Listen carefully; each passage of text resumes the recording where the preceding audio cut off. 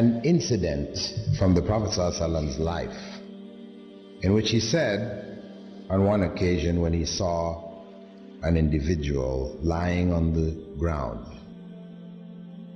by the name of Ya'ish ibn Tikhafa. He saw him lying on the ground on his stomach, so he came and he nudged him with his foot. When he woke up and he looked at the Prophet ﷺ, he told him, "This is the method of lying which God hates." People commonly, they like to sleep on their stomach.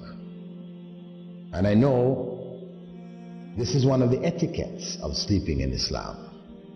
And I remember on one occasion when I was in Panama teaching a course there and in etiquettes, Islamic etiquettes, and I spoke on this.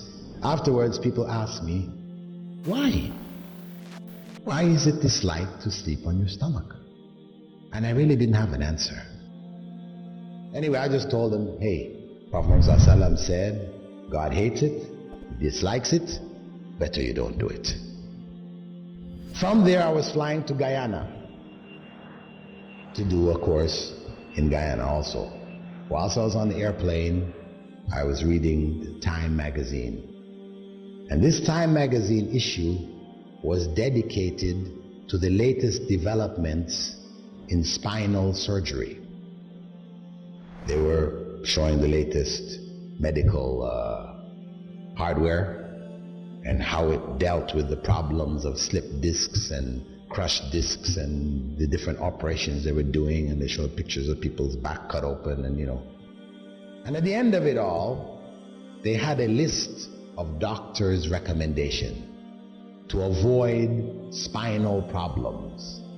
Number one on the list was, don't sleep on your stomach. That was number one. And they went on to explain. They gave a whole explanation about it. Yes, the spine, heavy, bony structure, heaviest one in your whole body. When you sleep on your stomach, everything in front of it is soft tissue, soft organs. Your intestines, your stomach, your lungs, all of this is soft. So what happens is that the spine sags downwards. And this is what contributes to the exaggerated, what they call lumbar curvature of the spine. The old people, they're walking around, their backs are like this. This is from this. Yeah, they pointed it out.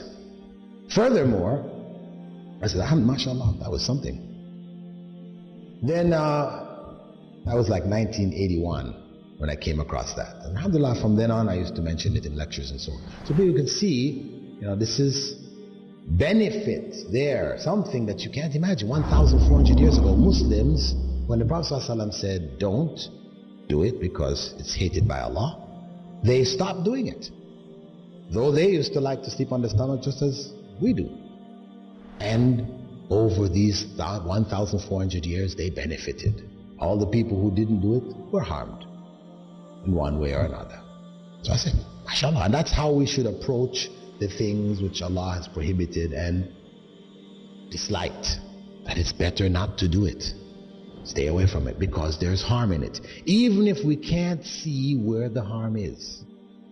Anyway, in 1989, I read an article which appeared in the British newspapers that scientists, medical scientists, studying a particular illness which seemed to be affecting small children, 1-year-old, 2-year-old, 3-year-old kids, put to sleep in their cribs, they die in their sleep.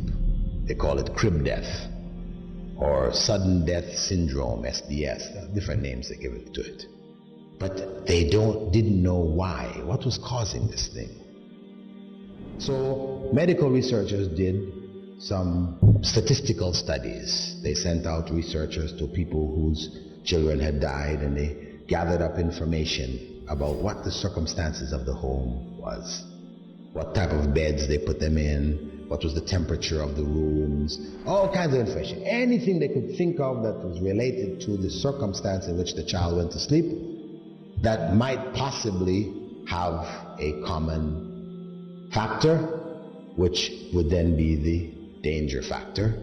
When they fed this stuff into computers, correlated the results, up popped what? Children being put to sleep on their stomachs.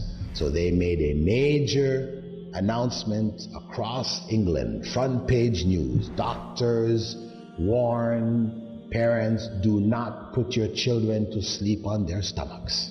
Anyway, the point is that 7 years later, in 1996, the researchers, after making this a standard part of, you could say, the information given to people who just had children, this kind of stuff, hospital information, advising parents don't put your children to sleep on the stomach, and this countrywide campaign to make this known, they found that after 7 years, the rate of cot death had dropped by some 68 or something like this percent.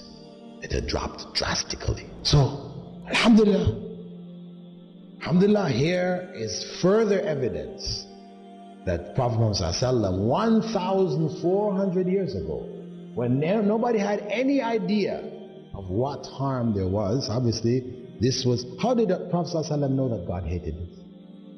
Do you think he just looked at the person and said, I think God hates this? Let me tell him God hates this. No. Obviously, angel Gabriel came and told him, when he saw the man lying there, he told him that Allah hates lying on the stomach. So he passed on that revelation that came to him. And that's how we have to treat the instructions from Prophet Muhammad ﷺ. There is benefit in following them.